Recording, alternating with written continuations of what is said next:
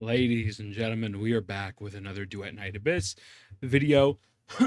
and They announced today their in-depth look at artifacts on Twitter, but they also showed a slideshow of summons, and I haven't covered that yet, so I'm going to cover both of these and break these down. The artifact system is very unique and something that I'm pretty much a big fan of. But first, let's get into the actual summons.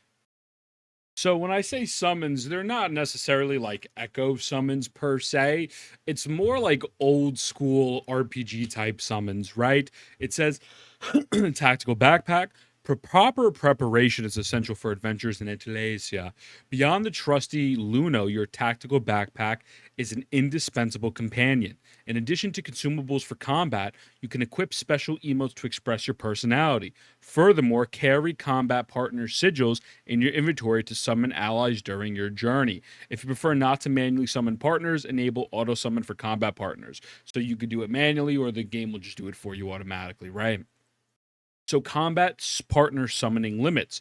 The number of combat partners you can summon varies based on party size.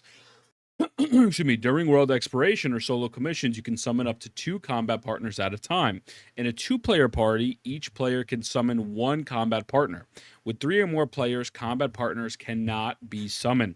Rely on your team support to push forward. So very interesting that if you're playing by yourself solo dolo, you're able to summon 2. If you're playing with another person, so 2 people, each of you can summon a like a lackey. That way you have technically 4 people, 2 actual units and 2 AI. But if you're with 3, no summons are allowed. I guess the thought process behind that is, hey, you have an actual human being. These AIs are probably not going to be as effective, hopefully, as a real person controlling a character. So that's why they kind of have it set up that way, which I'm fine with. And again, kind of reminds me of like old school type games, right? Party systems like Tales of Symphonia and stuff. And the reason why I say that is like they have gearing for it, right?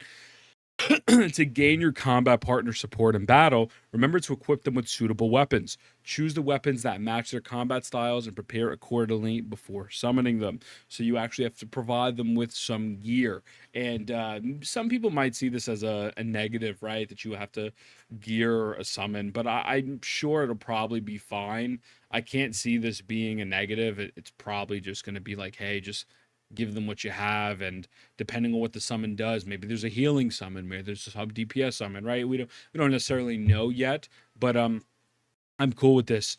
And so, city co-op matchmaking. In the endless voyage through the long night, you are not alone. In bustling city areas, you may encounter other players. Express your personality through special outfits or approach strangers for a moment of respite. During commissions, you can select a match to fight alongside fellow prox hunters. So just co-op matchmaking, that's great to have. That way you're able to just kind of go in there. I'm actually very happy we're finally getting, I know it's not a gacha game anymore, but we're getting a game that is really incentivizing you to play with other people. You know, like I love Windowing Waves, Genshin Impact, there's whatever, obviously ZZ, HSR, even Chaos Zero Nightmare, right? Theory of Restart. These are all games that have single player functionalities. Maybe some might have PvP, like Summoners Wars, Etheria, E7, but it's never really a co op experience. So if you're a broke boy and you have no friends, obviously you have your summons to replace that because, nobody loves you. But at the same time, you are able to play with people. And I think that's also a really cool option. So big ups to them for that. I love that. Big up. So now we get into demon wedges. To my understanding, unless things have changed, demon wedges is kind of their artifact system. So, about demon wedges. Wedge-shaped devices developed by Hyperion Spaghetti to amplify magical power.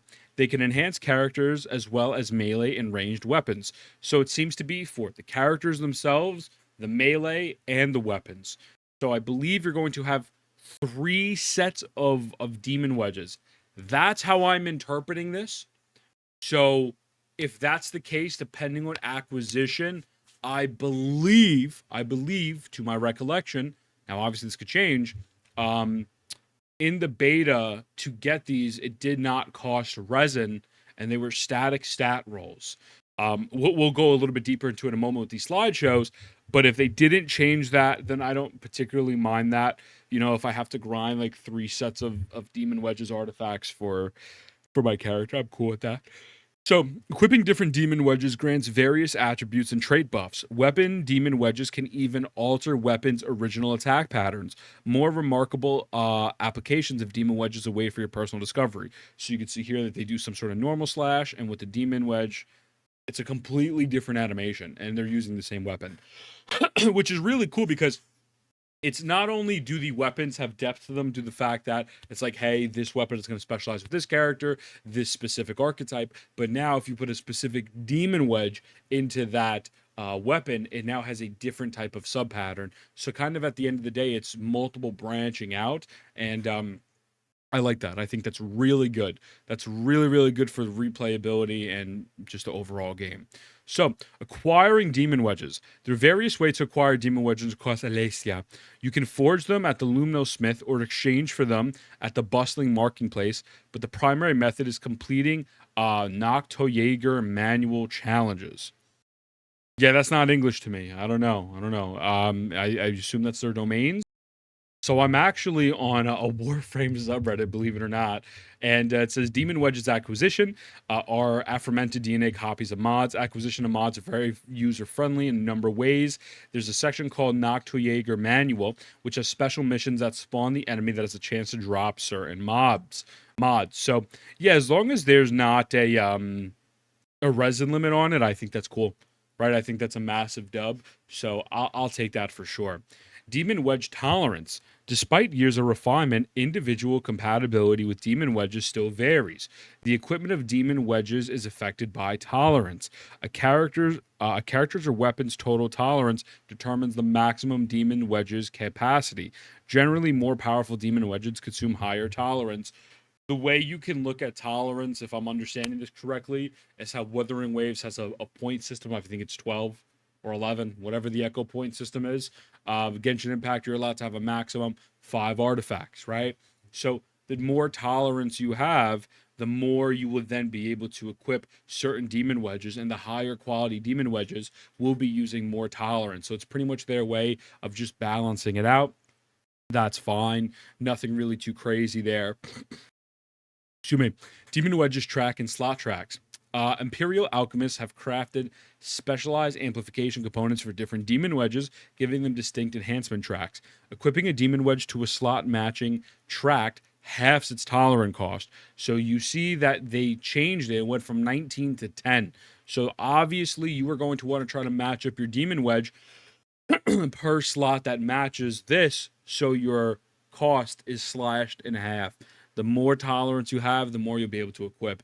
Pretty basic stuff here, right? Very, very, very simple. And we have Demon Wedge Casket, a condominium documenting the effects of various demon wedges. Collecting all these demon wedges grants special rewards. Additionally, the casket records optimal demon wedge builds for each character. If you feel overwhelmed by the variety of demon wedges, consult the casket before making decisions. Seems like you have just some sort of like tutorial guide here to tell you what demon wedges would be good per character. So overall, man, I'm gonna be honest with you, the gearing system seems really good. There's no gacha, right? There's no gacha in the game, so that's a massive W. And overall, the days keep passing. It's making me more and more excited for this game's launch. Very, very much looking forward to experiencing this game in full and kind of just going over everything. So let me know what you think. But it seems to be shaping up to be a fantastic video game with great systems and great changes. I love you guys. I'll see you in the next one.